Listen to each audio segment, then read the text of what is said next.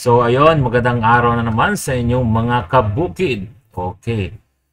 Ayon sa mga banat ni Marvel, dati ang lakas makapreskon, parang araw-araw talagang nagpapapreskon. So iba talaga yung admin ngayon, talaga ang lakas, ang magaling magsalita sa preskon ngayon.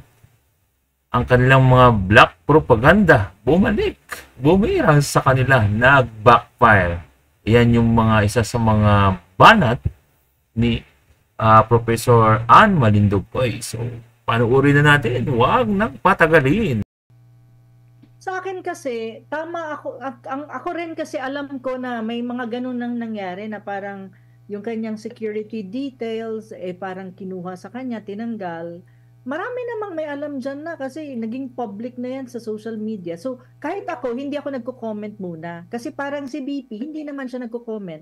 At nung nagsabi lang siya na, oo, totoo yan, I think it was because gusto niyang tuldukan yung issue, wag nang palakihin. At sinabi rin naman niya, hindi ito makakaapekto sa trabaho ko bilang Vice Presidente ng Pilipinas. So parang tingin ko noon kay BP Sara nang sinabi niya yun, tuldukan na natin yung issue. Basta ako, okay lang ako, kaya ko yung trabaho ko at hindi, wag kayong mag-alala, gagawin ko kung anong dapat kong gawin bilang Vice President. Parang ganun ang basta ko kay VP.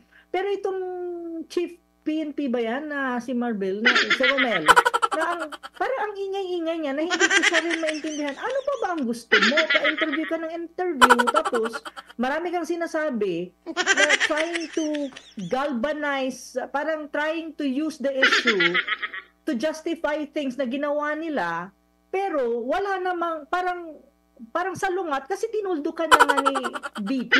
So ikaw naman, Romel, parang ang ingay-ingay mo, marami kang sinasabi, karamihan naman yung hindi totoo. So parang ang ginawa, siguro ang tingin ko kasi, they're trying to make a black propaganda or a propaganda against Sara using the issue. Ang kaso, kasi akala nila, hanggang doon na lang si Sara, hindi na magsasalita. Anong nangyari? Boom! Nag-open letter. Na-expose tuloy na nagsisinungaling si Romel. So yun ang problema niya kasi ang dami niyang sinasabi, hindi pala mga totoo yung mga sinasabi. Sisinungaling pala siya. Ngayon, exposed na siya. At yun, parang the table was turned around against them. Kasi ngayon, maraming mga Pilipino ang nag-i-express tuloy na, ayan, anong nangyari? The second highest ranking official of the land, tinanggalan nyo ng security, parang political harassment, may harassment pa, there's a possibility of assassination, expose ang kanilang security ng pamilya nila and all that. So this becomes all a big issue when in fact, ang intention ni VP Sara is tuldukan na nga yan at para mamatay na yun. Parang okay, let's not make it a big deal na. Pero hindi silang gumawa nun. Ngayon, nag-open letter, sinabi kung anong totoo na nagsisinungaling si Romel, nag-backfire ang kanilang supposedly propaganda against BP Sara, trying to paint her in a different light. So ngayon naman, nag-react itong congresswoman na para bang nagtatantrums. No, it's not a tantrum. It's trying to respond dun sa mga sinasabi ni Romel na hindi totoo. Kasi hindi naman pwede na hindi mag-respond si BP Sara kung mali na rin ang ginagawa ng Romel na yan. Diba? Mali din yan eh. You need to also to maling-mali ka talaga, Romel, Sir Romel. Romel na lang kasi yun yung tawag ng BP Sara namin sa'yo. Wala ka kasing respeto, so gumagaya-gaya na kami doon kay BP Sara namin, Romel.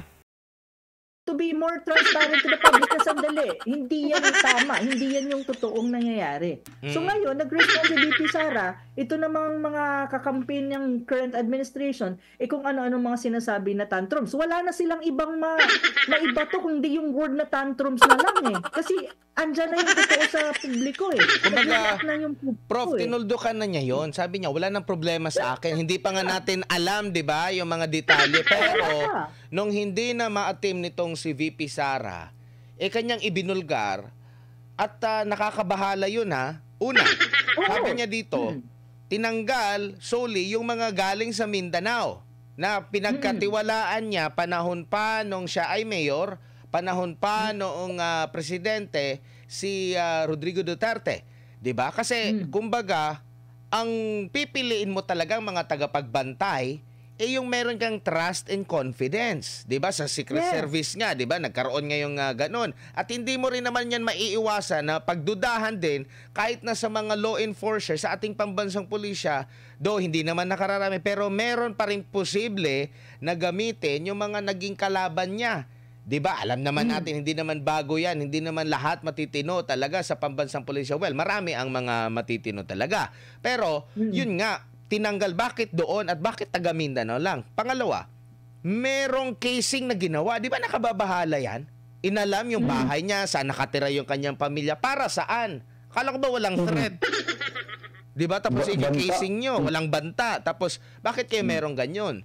Tapos, nagtira pa kayo na ng mga pulis na hindi naman siya ang pumili. So, ibig sabihin ba, pwede si Presidente Rodrigo Duterte ilagay doon yung mga pulis na galing kay VP Sara? Papayag ba si VP Sara? Papayag ba Presidente doon? Prof, first time pa ito nangyayari, Prof, sa isang Vice President na tinanggalan ng security detail sa history ng ating bansa. Ganito ang sagot ko dyan, no? Sa buhay ko lang, no? I'm already like what? 43 years old.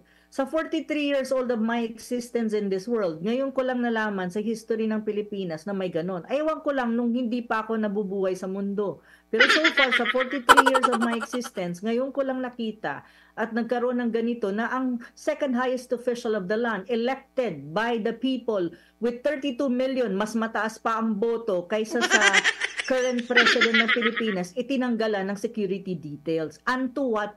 Ang rason, bakit? Bakit mo tinanggalan? Ang sabi ng rason kasi kulang daw sa pulisya o kailangan ng mas visibility ng mga pulisya. My God, matagal nang kulang ang number of policemen sa Pilipinas. Hindi na yan bago, pero hindi ibig sabihin na isasakripisyo mo ang security ng second highest ranking official dahil lang sa rason na yan. You will not do that precisely because the second in command of the country is very important as a person. Kasi second in line yan in terms of leadership. Kung may mangyari sa current leadership mo, ganun yun. So, hindi ko maintindihan, napaka wishy-washy ng kanilang mga justification. Bakit nila tinanggalan ng security detail ang second highest ranking official of the land? Elected official yan eh. Hindi lang yan ha. Marami. Ito kasi very obvious na this is really political harassment na. Kasi tingnan nyo, hindi lang pala si VP ang natanggalan ng security. Karamihan pala ng mga tao na supporter ni President Duterte, former President Duterte at nasa opposition ngayon, na mga dating kawani ng gobyerno na they are entitled to security details, talagang tinanggalan. Andyan si Harry Roque. Senator Bongo daw ay natanggalan din. Even si I don't know about Bato. Kagabi nakapanayam ko, tinanong ko yan, sabi ni Senador Bongo, si PRRD, si Senador Bongo, pati na rin si Attorney Harry Roque, kinumpirma din yan ni Attorney Harry, at pati rin si Senador Bato. Pero sabi nga nila, pati si Trixie kasi dating peace, yung secretary ng kabinete nila na nawala sa kabinete. Pero sabi naman nila hindi makakaapekto, hindi naman nila talaga, mas pinapalaki lang talaga nitong na ito. Yung pangyayari. Pero Admar, one thing is very obvious. Kung ganun, tignan mo yung line-up na yon. Political harassment na yan. Kasi lahat yan nasa opposition.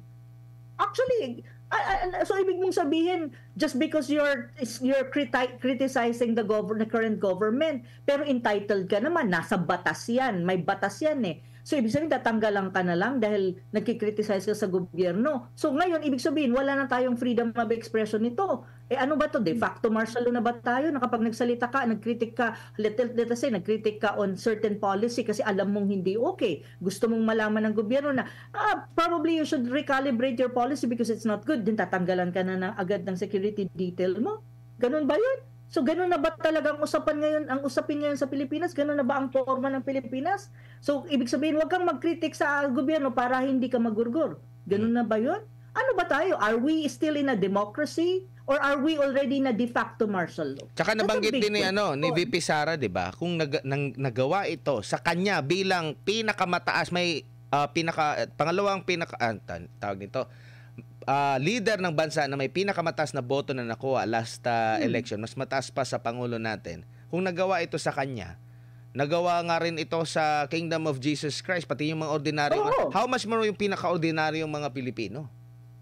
Yun na nga yun. Yun nga ang tanong ko. Are we still in a democracy at this time? Or are we in a de facto martial law? Na anything na magkikriticize sa current government, hindi nila kayang sikmurain. Why? Are they that I mean, ganun na ba sila ka-untouchables na hindi mo sila pwedeng i-criticize when in fact they're public figure and they're government officials? And as government officials, they are accountable to the people. So the people has the right. And VP Sara is still a Filipino and part of the people.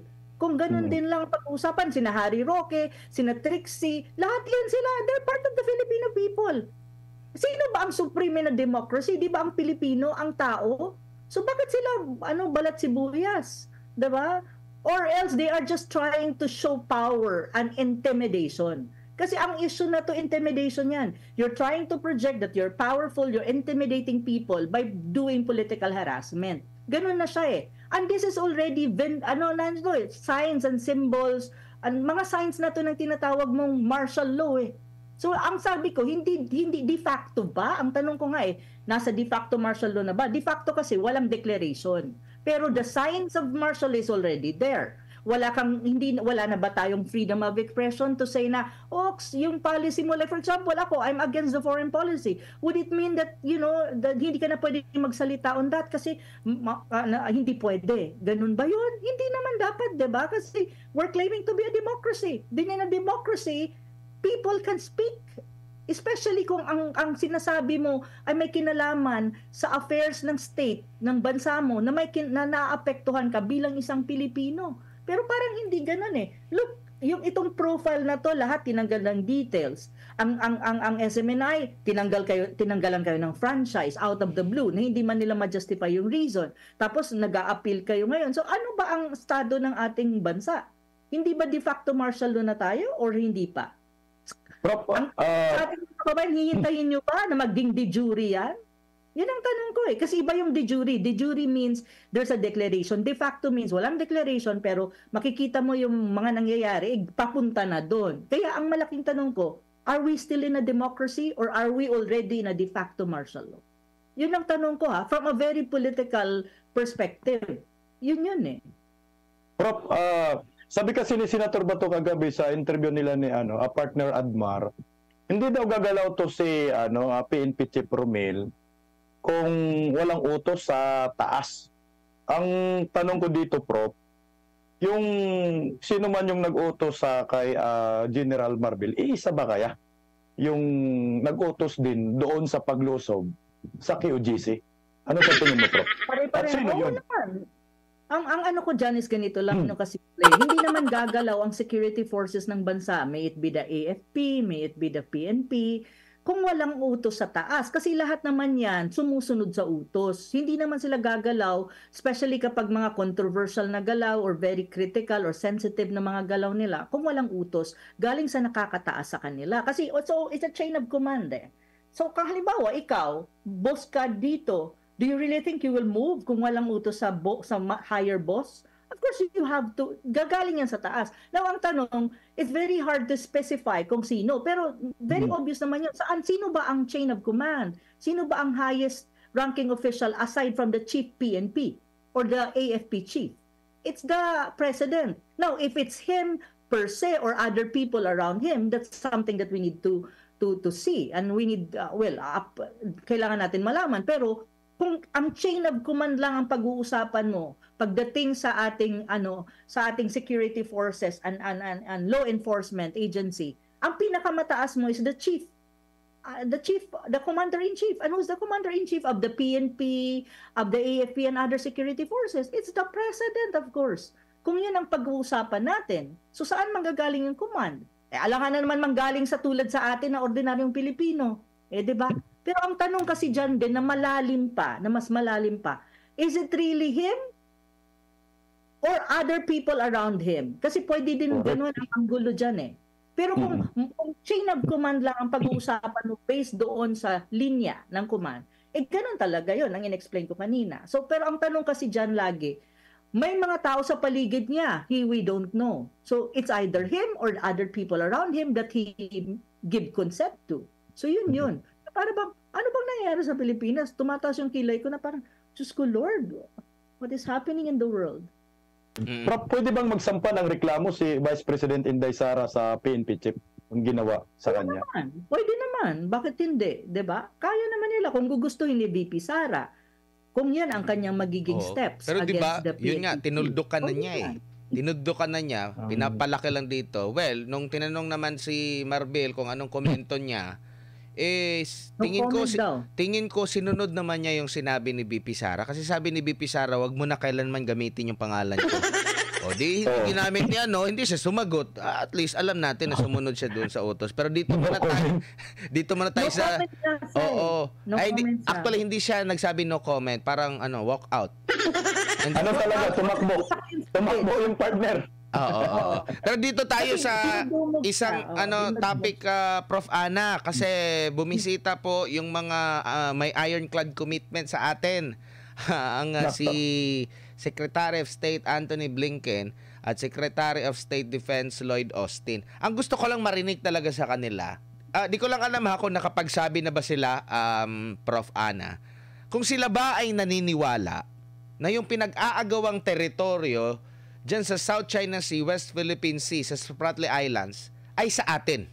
Meron na bang ganyan na claim ang Estados Unidos na kung ano ang tingin ng Pilipinas, yun din ang tingin ng Estados Unidos? Para once and for all, talagang maano natin na, magkapareho pala tayo ng tingin na sa Pilipinas, yung yung pinag-aagawang teritoryo. O baka hindi naman. Kaya nga pwede nating pagdudan, nagbabalat kayo lang yan. Paano nangyari yan? Prof. Wala akong alam na in paper, in print, and in documents saying na nire-recognize ng United States ang claim natin sa disputed South China Sea na we have sovereignty over that area. There's no such thing. Actually, ang alam ko, and it has been documented, even yung mga pronouncement ni Henry Kissinger noon pa man na sinasabi nila that the problem even in the application of MDT in the South China Sea dispute and in our claims dyan sa area na yan is disputed ang area. Disputed an area. Ibig sabihin, there's contested siya. So ang application ng MDT is not possible in that area precisely because contested siya. Walang determination of sovereignty kung sino nga ba ang may-ari ng disputed area na yan. Now we have a claim. Wala talaga. Kahit anong documents mong hanapan ang sa United States, sa mga archives mo, walang ganon. Ang sinasabi is disputed ang area at not determine ang sovereignty. Kaya nga, ang tinatanong ko lagi dyan sa ironclad na yan, is even the MDT in terms of application, it does not apply to areas that we don't have sovereignty or jurisdiction or control over, especially in the South China Sea because it's disputed by many claimant states, not only China. So kaya nga hindi sabi ko napaka-deceptive ng sinasabi ng United States na ironclad that we will be with you blah blah blah blah blah. It's deceptive kasi kung susumahin mo, wala silang statement saying na we have sovereignty over our claim in the South China Sea.